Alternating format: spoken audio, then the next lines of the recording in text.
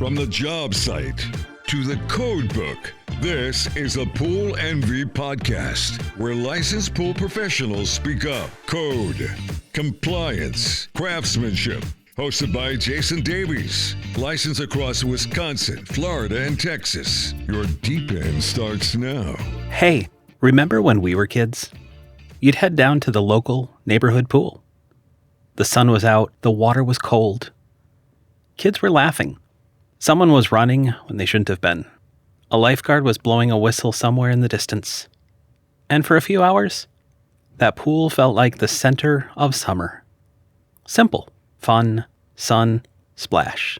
But now, in 2026, it feels like every time we turn around, another public pool or aquatic center needs $1 million in repairs, $5 million in upgrades, $25 million in replacement discussions. Or in some communities, the facility doesn't open at all.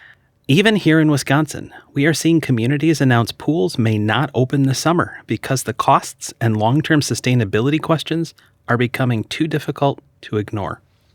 So the question becomes, how did we get here? Because pools do not fail overnight, they fail slowly. That is the uncomfortable reality, not just for pools, for systems, for infrastructure, and especially for facilities that depend on long-term maintenance and long-term planning. A crack gets ignored, a pipe gets patched instead of replaced, chemistry stays close enough. Equipment still technically runs, so it stays in service another year. A surface deteriorates slowly. Nobody notices. Nobody wants to spend the money. And year after year, the little things stack up. Until eventually, the conversation changes. It is no longer, how do we maintain this? It becomes, how do we save this? Or worse, can you afford to keep it open at all? And here is the important part. A properly built concrete pool basin can last a very long time, decades. In some cases, even approaching 100 years when maintained correctly. But not everything in that system lasts that long. Pool plaster is a wear surface. It is supposed to be replaced over the life of the pool. That is normal. Equipment? Pumps, heaters, filtration systems. Those are mechanical systems. They require maintenance. Eventually, they require replacement. That is not failure.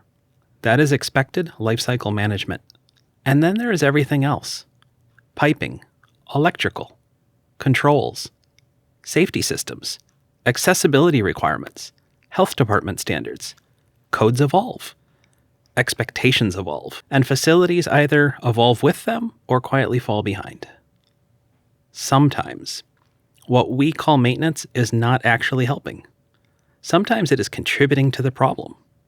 Does a pool need to be drained every year? No.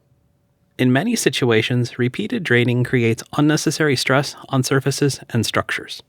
Does the plaster need to sit exposed to weather for extended periods of time? No. Plaster is designed to stay submerged. Repeated exposure to sunlight, freezing conditions, and weather can accelerate deterioration. Or every season, a crew comes out and pressure washes the plaster because that's the way we've always done. Maintenance without understanding can become damage with a schedule. And this is not about blaming operators or volunteers or cities. Most communities are trying to do the best they can with the resources they have.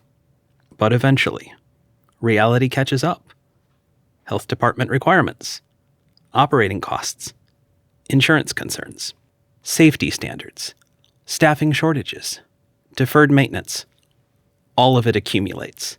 And then suddenly, the community is no longer discussing improvements. It's discussing whether the pool opens at all. And that matters, because public pools are more important than people realize. Drowning remains the leading cause of death for children ages 1 through 4 in the United States. That should get everyone's attention. Maybe what we need is not more complexity.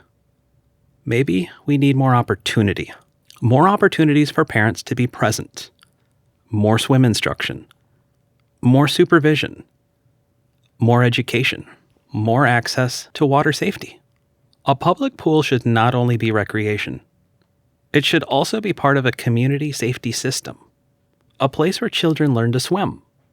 A place where families become comfortable around water. A place where safety habits develop early.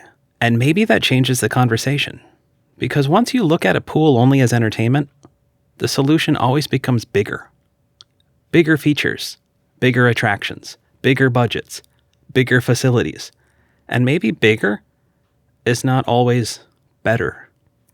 Maybe sustainable is better. Not every community needs a massive destination-style facility operating for a few months each year. Maybe what communities actually need is something simpler.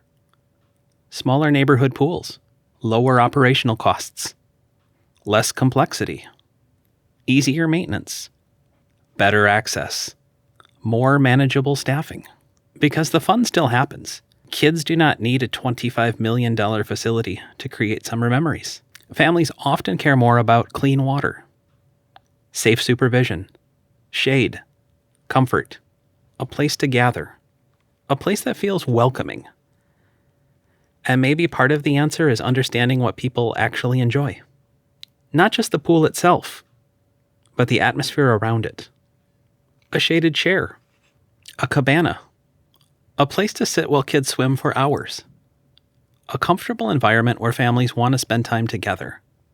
People naturally gather around places that feel welcoming, that feel cared for, that create memories. Maybe long-term sustainability is not always about building something bigger. Maybe it is about building something people genuinely enjoy returning to. Swimming lessons, simple food options, comfortable seating, community programming, small touches that create atmosphere without creating massive maintenance burdens. Because in many ways, people remember the experience surrounding the pool just as much as the pool itself. Maybe there's another part of this conversation we need to be honest about. Sometimes, in trying to design a facility that does everything, we create something that becomes harder to keep open. More features mean more systems. More systems mean more maintenance. More maintenance means more staffing, more training, and more long-term cost. At some point, the question isn't whether the design looks impressive on paper. The question is whether the community can actually sustain it. A simple neighborhood pool may not look as exciting in a rendering, but if it stays open, stays safe, teaches kids to swim, gives families a place to gather, and creates memories for decades, that is a successful public facility. I've seen this play out firsthand. Pools that look like they were at the end. Old systems, aging equipment, conversations already beginning about major replacement. But when systems were actually evaluated properly, sometimes the structure was not the problem at all. Sometimes the real issue was hydraulic performance, flow problems, filtration issues, mechanical systems operating incorrectly for years. And once those root issues were corrected, the future of the facility looked very different. Does that mean every old pool can be saved? No, of course not. Some facilities truly are at the end of their practical life, but not every old pool is a failed pool. Some are simply misunderstood, and that distinction matters, because replacing plaster is not the same thing as demolishing an entire facility. Correcting hydraulic issues is not the same thing as rebuilding from scratch. Thoughtful maintenance is not the same thing as endless spending. And this conversation is bigger than pools. It is really about stewardship, long-term thinking, and understanding that systems rarely collapse all at once. They deteriorate quietly, over time, one delayed decision at a time, one deferred repair at a time, one overlooked issue at a time. Pools do not fail overnight. They fail slowly. So this week, take a look at your local public pool. See if it is open. See how it is being maintained. And maybe take a moment to remember what those places meant growing up. Because for a lot of communities, these facilities are quietly disappearing. And once they're gone, they are very hard to bring back. People are not asking for perfection. They are asking for places that feel safe, welcoming, sustainable. And if that neighborhood pool meant something to you growing up, share that memory. Post a photo if you have one. Tell your community what that place meant, because these places are not just concrete and water. They are where summer memories are made. And in too many communities, they are quietly disappearing. And they are worth preserving for the next generation of kids who just want to enjoy summer at the pool. Thanks for listening. This podcast is for educational and informational purposes only. It is not legal advice, and it is not site-specific engineering, code, or safety determination. All field conditions should be evaluated in context. Thanks for listening to the Pool Envy Podcast, where licensed pool professionals speak up. Hosted by Jason Davies, licensed across Wisconsin, Florida, and Texas. For more insights, subscribe and join us next time.